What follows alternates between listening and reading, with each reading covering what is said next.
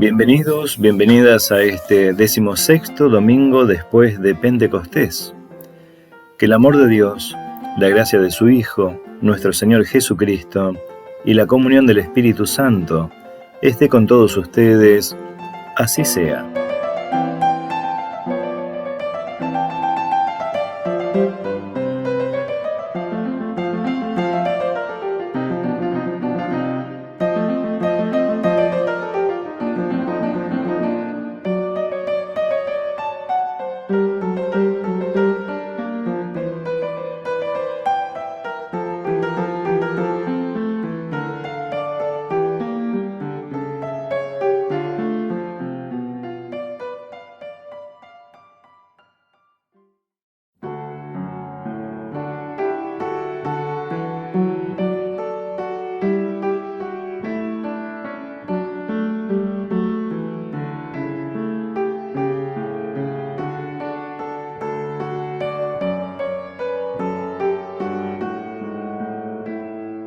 El Salmo 116 dice así: Amo al Señor porque Él escucha el clamor de mi súplica, porque inclina su oído hacia mí cuando yo lo invoco.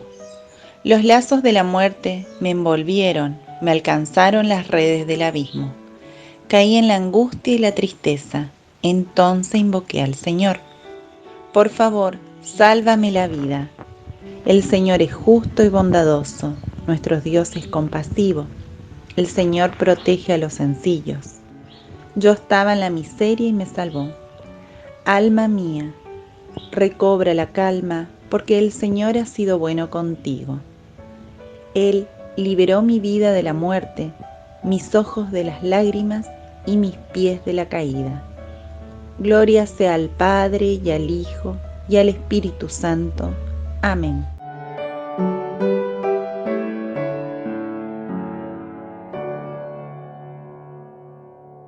El libro de Isaías, en su capítulo 50, dice así: El mismo Señor me ha dado una lengua de discípulo, para que yo sepa reconfortar al fatigado con una palabra de aliento.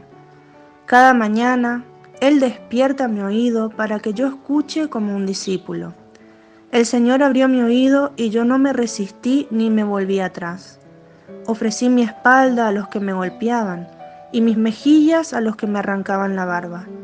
No retiré mi rostro cuando me ultrajaban y escupían. Pero el Señor viene a mi ayuda. Por eso no quedé confundido. Por eso endurecí mi rostro como el pedernal. Y sé muy bien que no seré defraudado. Está cerca el que me hace justicia. ¿Quién me va a procesar? Comparezcamos todos juntos. ¿Quién será mi adversario en el juicio? Que se acerque hasta mí. Si el Señor viene en mi ayuda, ¿quién me va a condenar?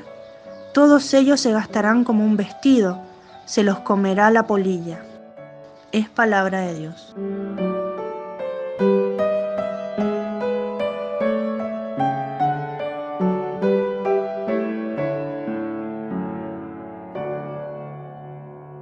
El libro de Santiago en su capítulo 3 dice así: Hermanos, que no haya muchos entre ustedes que pretendan ser maestros, sabiendo que los que enseñamos seremos juzgados más severamente, porque todos faltamos de muchas maneras.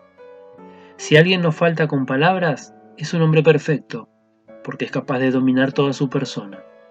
Cuando ponemos un freno en la boca de los caballos para que nos obedezcan, dominamos todo su cuerpo. Lo mismo sucede con los barcos. Por grandes que sean, y a pesar de la violencia de los vientos, mediante un pequeño timón, son dirigidos a donde quiere el piloto. De la misma manera, la lengua es un miembro pequeño, y sin embargo, puede jactarse de hacer grandes cosas.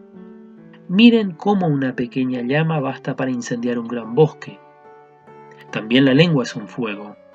Es un mundo de maldad puesto en nuestros miembros que contamina todo el cuerpo y, encendida por el mismo infierno, hace arder todo el ciclo de la vida humana.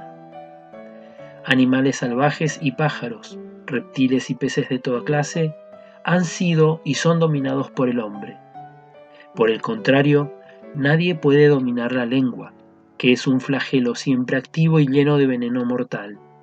Con ella bendecimos al Señor, nuestro Padre, y con ella maldecimos a los hombres, hechos a imagen de Dios. De la misma boca salen la bendición y la maldición, pero no debe ser así, hermanos. ¿Acaso brota el agua dulce y la amarga de una misma fuente? ¿Acaso, hermanos, una higuera puede producir aceitunas o higos una vid? Tampoco el mar puede producir agua dulce. Es palabra de Dios.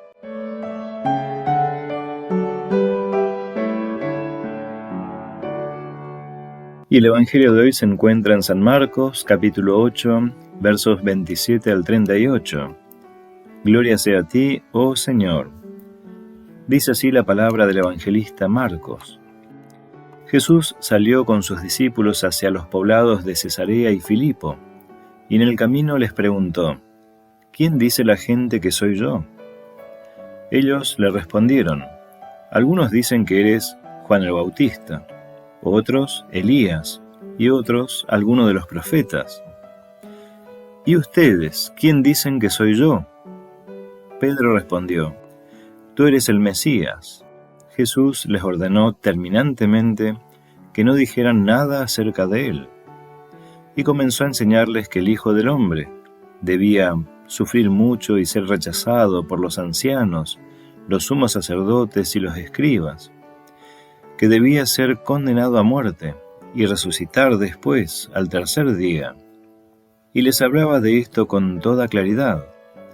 Pedro, llevándolo aparte, comenzó a reprenderlo. Pero Jesús, dándose vuelta y mirando a sus discípulos, los reprendió diciendo: retírate, ve detrás de mí, Satanás, porque tus pensamientos no son los de Dios, sino los de los hombres.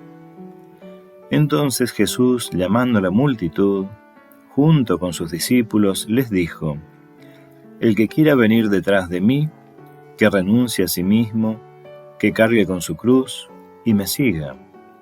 Porque el que quiera salvar su vida, la perderá, y el que pierda su vida por mí y por la buena noticia, la salvará.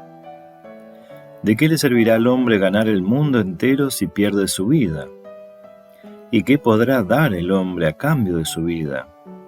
Porque si alguien se avergüenza de mí y de mis palabras, en esta generación adúltera y pecadora, también el Hijo del Hombre se avergonzará de él cuando venga en la gloria de su Padre con sus santos ángeles. Hasta aquí la lectura del Evangelio. Alabanza sea a ti, oh Cristo.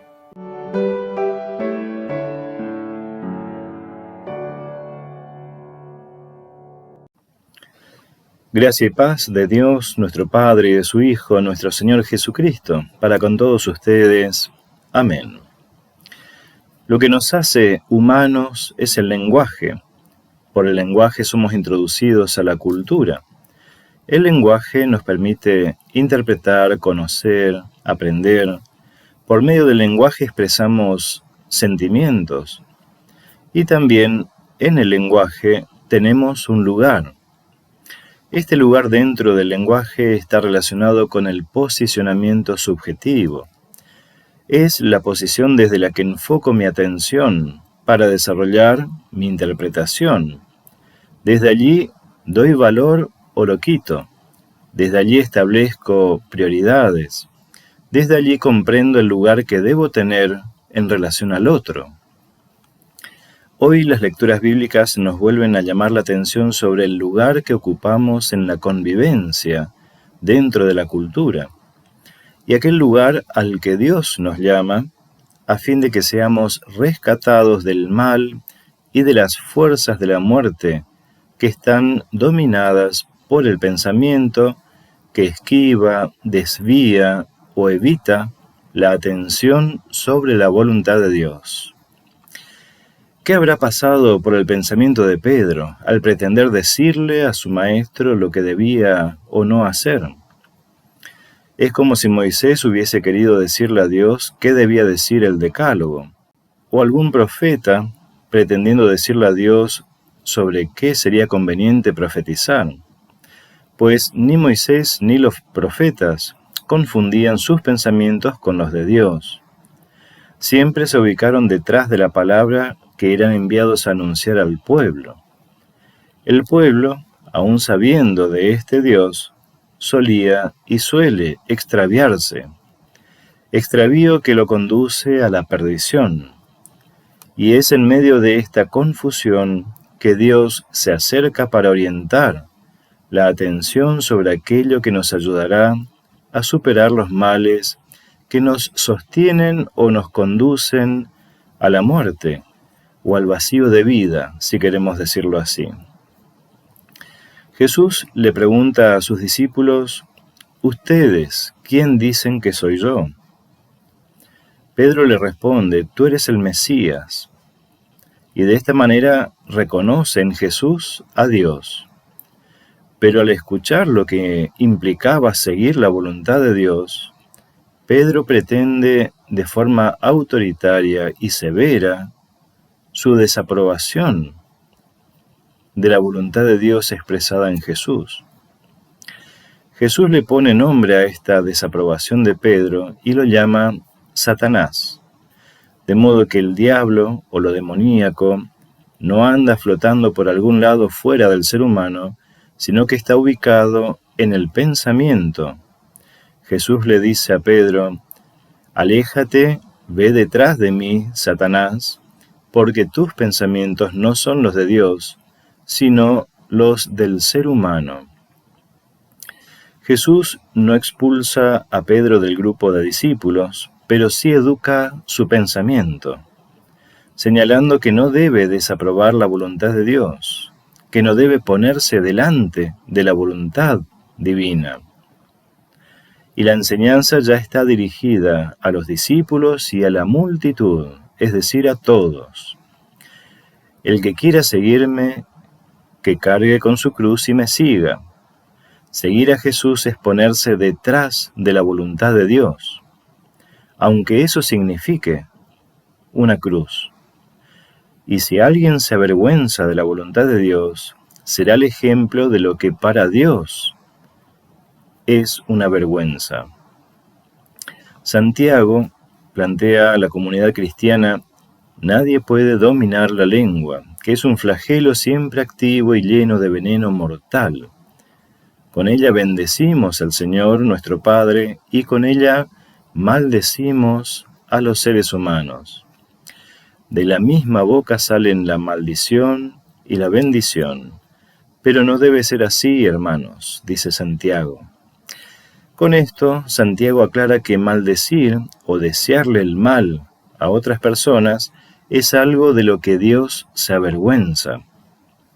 Generalmente se maldice porque el otro no hace lo que uno quiere, cuando lo importante es pensar si está haciendo lo que Dios quiere, al tiempo de pensar si yo estoy haciendo o no lo que Dios quiere. Isaías deja en claro lo que Dios quiere. Dice él: el mismo Señor me ha dado una lengua de discípulo, para que yo sepa reconfortar al fatigado con una palabra de aliento. Él despierta mi oído para que yo escuche como un discípulo. Ofrecí mi espalda a los que me golpeaban, y mis mejillas a los que me arrancaban la barba. No retiré mi rostro, aun cuando me ultrajaban y escupían. Aun ante las amenazas y peligros, aun cuando la situación no me convenga, no debo ponerme delante de la voluntad de Dios. Debo permanecer en el lugar al que Dios me llama, no el de maldecir o desearle mal a los demás, sino de cuidar y proteger la integridad, dignidad y el honor del otro, aun cuando no piense igual a mí. Que la paz de Dios, que sobrepasa todo entendimiento humano, nos guarde a cada uno y a cada una en la verdadera fe hasta la vida eterna. Amén.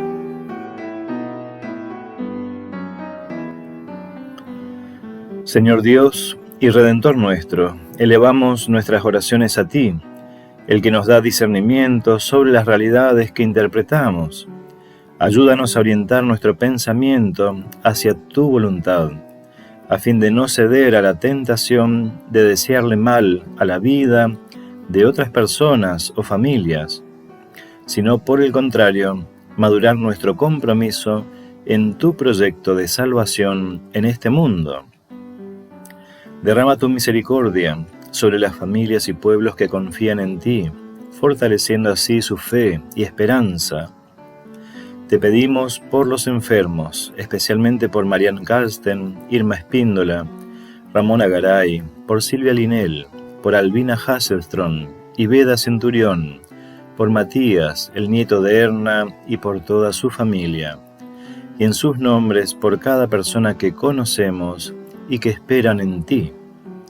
Brinda sabiduría al pensamiento de científicos, médicos, gobernantes y de cada persona que tiene responsabilidades para con la población.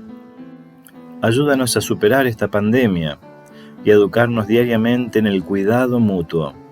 Conoces nuestras propias realidades y nos ponemos en tus manos para que nos asistas según tu voluntad. Todo esto te lo pedimos en el nombre de Jesucristo, tu Hijo, nuestro Señor, que vive y reina contigo y con el Espíritu Santo, siempre un solo Dios, por los siglos de los siglos. Amén.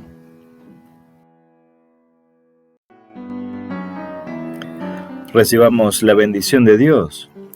Que el Señor te bendiga y te guarde, que el Señor haga resplandecer su rostro sobre ti y tenga de ti misericordia. Vuelva el Señor su rostro a ti y te conceda su paz. En el nombre del Padre, del Hijo y del Espíritu Santo. Amén.